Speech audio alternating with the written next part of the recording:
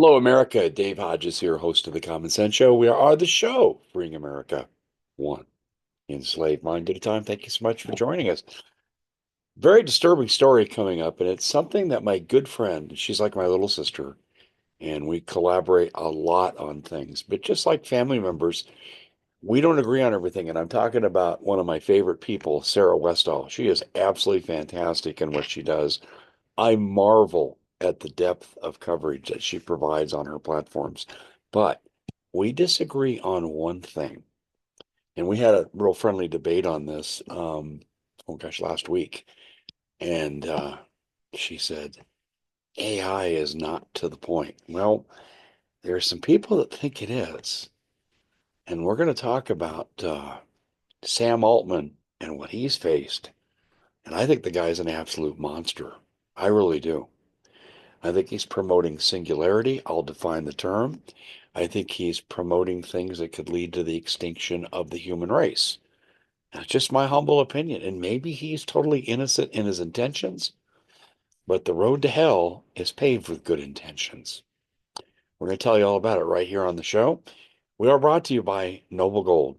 As we look at the continued attempt to dismantle America, put us in World War III, collapse the economy, all the things that these idiots are trying to do just so Donald Trump can't rule effectively. We can't rule out the fact that the Federal Reserve is going to basically destroy the banking system. If your retirement's in there, it's gone. Under the Dodd-Frank law of 2010, they can keep your money. You've been declared to be an unsecured creditor. By the way, is that surprising this came in under Obama? Yeah, really. Now, what can you do? Well, you can take your retirement out of the bank. I don't know how to do that. I understand. And is it safe? Well, let me explain a couple things here. One, Noble Gold that I represent can absolutely do this safely, effectively. You'll control your retirement and they'll back it with precious metals. Well, yeah, appreciating asset instead of the dollar that's going to cause the demise of a lot of retirements around the country. I would recommend you do this immediately because we're in the danger zone right now. Second thing, they can apply these concepts to your banking account. Otherwise, people sit at risk for a 1929 moment where, just like on my mom's side of the family, overnight they went from riches to rags. A lot of people don't know this about me. On my mom's side of the family, I'm the descendant of the Ford family, my mom's side. But good old Henry sure didn't help his cousins. He knew what was coming. He didn't tell them. Ladies and gentlemen, you have a chance here right now to fix things. Also, gold is predicted to go to $3,000 plus an ounce. This is the perfect time to do this. Call 877 646 5347. 877 646 5347. Tell them that Dave Hodges of the Common Sense Show sent you. All right, let's get down to brass tacks here. Let's really lay it out honestly. In Sam Altman's company and in AI organizations across the board, people are scared to death of the possibility of sentient AI and the concept of singularity. Now, let's start with singularity. Singularity is the marriage of man and machine, and it's the ultimate goal of transhumanism. You're saying, my goodness gracious. I've heard of transhumanism. Yes. Indefinite life, pretty much, by melding man and machine. So where your biological organs will fail, well, your mechanical organs will not. And I'm just oversimplifying it for the purposes of demonstration and explanation. That's singularity. It gets worse. Not only are we plotting against ourselves, machines could still be, or soon be, plotting against us. In Afghanistan in 2008, there was information that was leaked. It actually went mainstream until they killed the story of sentient robots that would lead patrols into combat and they could rewrite their own mission protocols based on changing circumstances. That's the sheer definition of sentient. Now, in AI organizations across the country and the world, we're seeing mass resignations. People are quitting for what they commonly call safety concerns. In other words, the machines are going to kick our butt.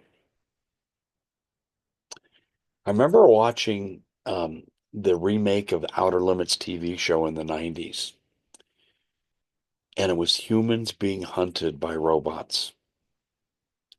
And I remember thinking at the time, that'll never happen. Now I'm not so sure. What can we do to stop it? I don't know, but I just read an article that predicted that singularity will be a full reality within Trump's first 4 years. We have the right man at the helm to handle all these massive challenges that are coming his way. And we worry about the Russians and the Chinese and the Russians' nuclear platform in space and all these other issues. But this is the big one. And let me go to a different track here. Bear with me on this. I'd like you to hear me, and then I'd encourage you to explore what I'm going to tell you on your own spiritual belief system. I've talked about Genesis 6 many times, and they were there afterward. After what? The flood. Who was they? The Nephilim. Who are they? The fallen angels. Their DNA survived. They had a mission, according to my friend Vance Davis, NSA, attached to NATO, late 80s. I had a mission to meld man and machine way before transhumanism. In Vance's training, he was taught good guys, bad guys fought in the cosmos, bad guys lost. They were cast here, they bred with Earth women, and created a separate hybrid species. That's what I think the New World Order is controlled by. Very biblical. I know that when I was been honored to be a guest with Paul Begley and the great work he does, but I've been honored to be a guest of his in two conference presentations. And then Paul and I also were together at the Hear the Watchman conference, fantastic organization, in April of this year. And this was part of my presentation. And Paul said to me, Dave, this is really a growing hot topic in eschatology. And it should be. It should be. If you have a hybrid species with effectively alien DNA, what we're talking about, and I don't mean like ETs and that kind of nonsense, the grays. I'm not talking that. I'm talking alien as to alien creation of human beings. And what Vance was taught in his NSA training is that these hybrids wanted to destroy the human soul to get back at God. Remember, this is the third of angels that rebelled against the Lord, and he cast them to earth. This is their planet. And they want to go after us as God's prized creation and take our soul. They couldn't crack the code.